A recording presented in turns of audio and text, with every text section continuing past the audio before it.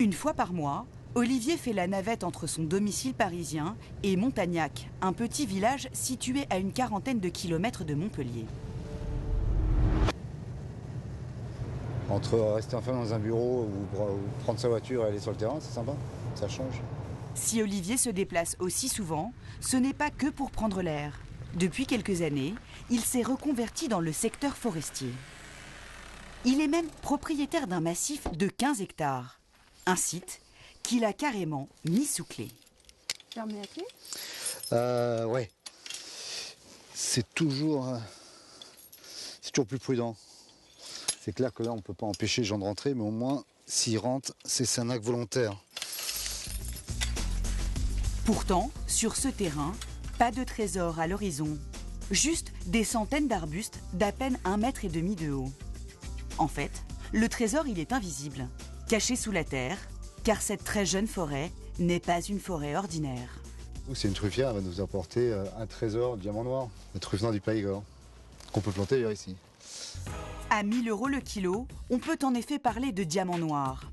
Voilà pourquoi Olivier garde si jalousement sa plantation. D'autant que la demande en truffe n'a jamais été aussi forte. Et pour cause, la truffe est de plus en plus rare. Il y a un siècle, la forêt française produisait naturellement 150 tonnes de truffes par an. Mais avec l'exode rural, les forêts truffières se sont éteintes les unes après les autres, faute d'entretien. Aujourd'hui, la France en produit à peine 40 tonnes, toutes issues de plantations artificielles, comme celle d'Olivier, qui s'est lancé dans l'aventure il y a 6 ans. Qu'est-ce que vous lui faites ? On lui fait les pointes. Alors madame, je vous les fais comment ? Je vous fais les racines ? Avant d'être coiffeur pour Chêne Truffier, Olivier était trader en bourse. Sa reconversion a 2 raisons. D'abord, le secteur de la finance a fini par le lasser. Ensuite, l'homme a un défaut, la gourmandise. Voilà, je ne suis pas passé directement de la finance à la coiffure pour Chêne.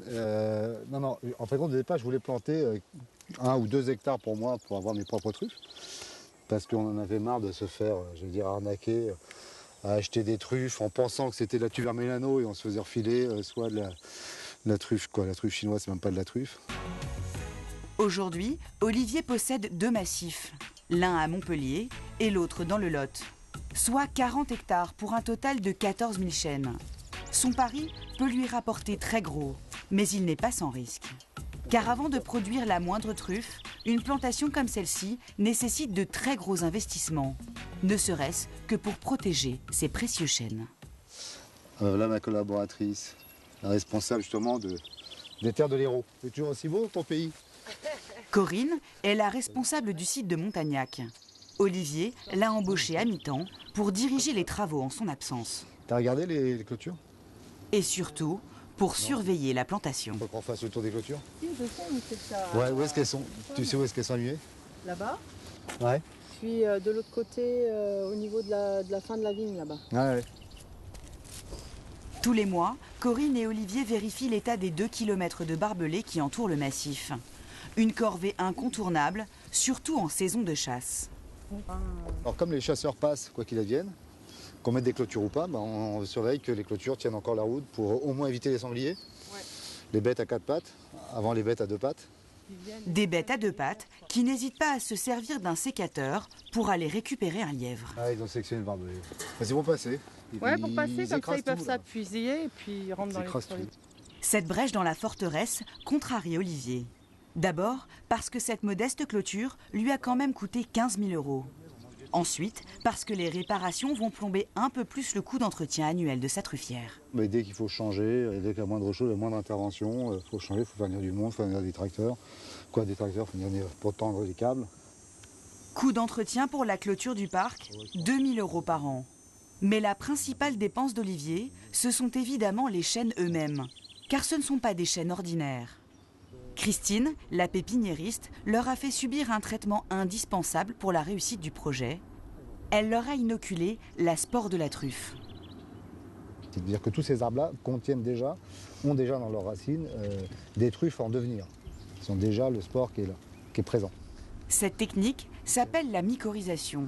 Elle a été mise au point et brevetée il y a une 30aine d'années par l'INRA, l'Institut national de recherche agronomique. Une formule magique qui offre une garantie de production de 99%. Seulement, le moindre chêne coûte en moyenne 20 € pièce. Alors qu'un jeune chêne de même taille, mais non inoculé, vaut 2 € seulement, soit 10 fois moins. C'est une belle taille, hein. Les chênes mycorhizés, c'est un bon début, mais ça ne suffit pas. Pour qu'une plantation prenne, il faut également une terre calcaire, de l'ensoleillement et surtout de l'eau, beaucoup d'eau. Il n'y a pas, j'allais dire, à tergiverser, c'est que s'il n'y a pas d'eau, il n'y a pas de truffe, quoi. C'est un des postes importants et c'est le poste primordial avec le chêne mycorhizé. C'est deux choses importantes. L'eau utilisée pour la plantation est une eau non potable. Elle ne coûte pas plus de 300 € par mois. En revanche, Olivier a dû installer 16 000 mètres de tuyaux pour acheminer l'eau jusqu'à sa plantation. Et pour un système d'irrigation de cette taille, il a déboursé 75 000 €.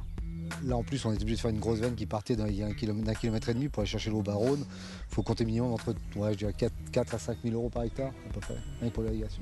Au final, lorsqu'on additionne l'achat des terrains, celui des arbres, la pose des tuyaux et de la clôture, le projet d'Olivier se chiffre aujourd'hui à 800 000 €. Beaucoup d'argent pour une forêt qui, pour le moment, ne rapporte